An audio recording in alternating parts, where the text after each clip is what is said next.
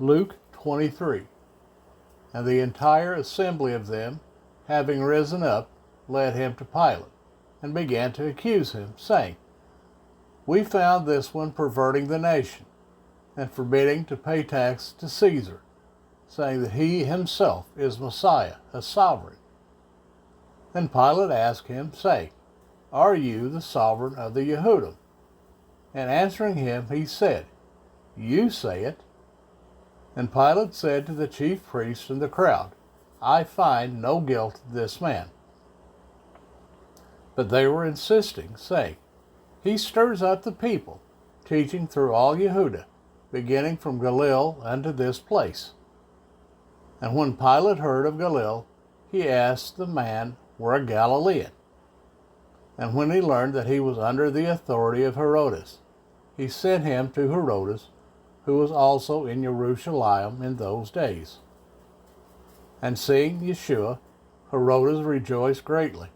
For a long time he had wished to see him, because he had heard much about him, and was anticipating to see some miracle done by him, and was questioning him with many words, but he gave him no answer. And the chief priests and the scribes stood, accusing him intensely. And Herodes, with his soldiers, made light of him, and mocked him, dressing him in a splendid robe, and sent him back to Pilate. And on that day Pilate and Herodes became friends with each other, for before that they had been at enmity with each other. And Pilate, having called together the chief priests and the rulers and the people, said unto them, You brought this man to me, as one who turns away the people.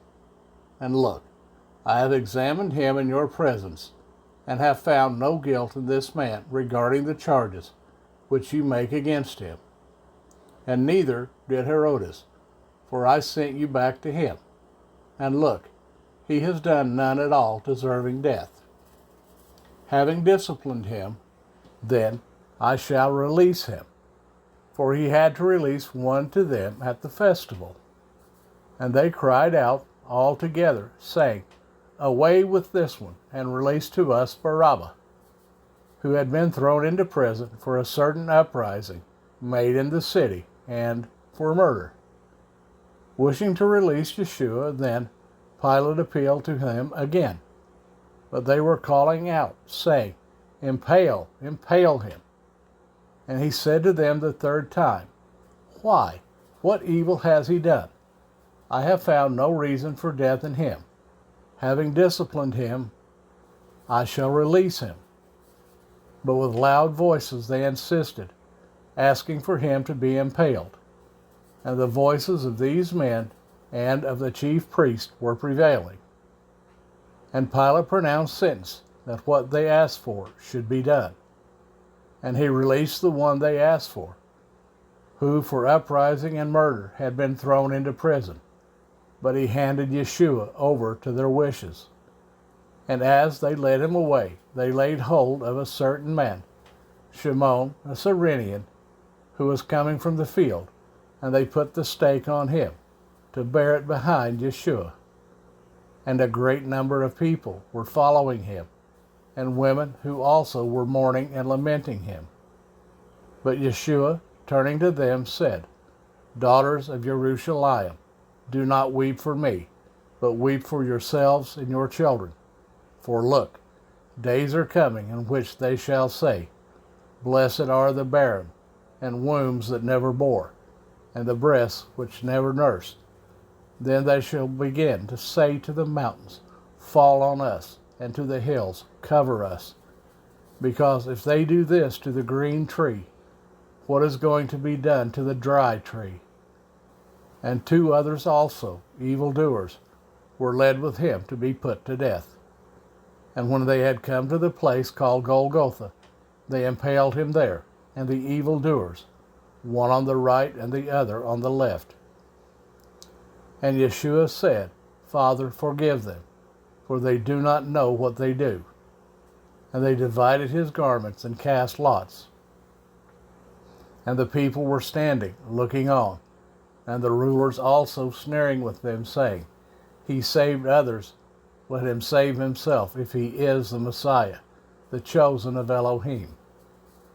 And the soldiers were mocking him too, coming and offering him sour wine, and saying, "If you are the sovereign of the Yehudim, save yourself." And there was also an inscription written over him in letters of Greek and Roman and Hebrew, "This is the sovereign of the Yehudim." And one of the evildoers who were hanged was speaking evil of him, saying, "If you are the Messiah, save yourself and us." But the other, responding, rebuked him, saying, "Do you not even fear Elohim, since you are under the same judgment? And we, indeed, rightly so, for we receive the due reward of our deeds, but this one has done no wrong." And he said to Yeshua, "Master, remember me when you come into your reign." And Yeshua said to him, "Truly, I say to you today, you shall be with me in paradise." And it was now about the 6th hour, and darkness came over all the land until the 9th hour. And the sun was darkened, and the veil of the dwelling place was torn in two.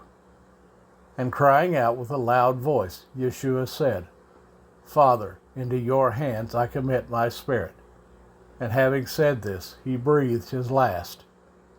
And the captain, seeing what took place, praised Elohim, saying, "Truly, this man was righteous."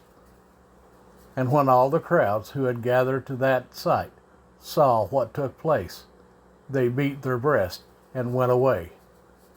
And all those who knew him, and the women who followed him from Galilee, stood at a distance, watching this. And see, a man named Joseph, a council member, a good and righteous man. He was not agreeing with their counsel indeed, from Ramathaim, a city of the Yehudim, who himself was also waiting for the reign of Elohim. He, going to Pilate, asked for the body of Yeshua, and taking it down, he wrapped it in linen, and laid it in a tomb hewn out of the rock, where no one was yet laid. And it was preparation day, and the Sabbath was approaching. And the women who had come with him from Galilee followed after, and saw the tomb, and how his body was laid. And having returned, they prepared spices and perfumes, and they rested on the Sabbath according to the command.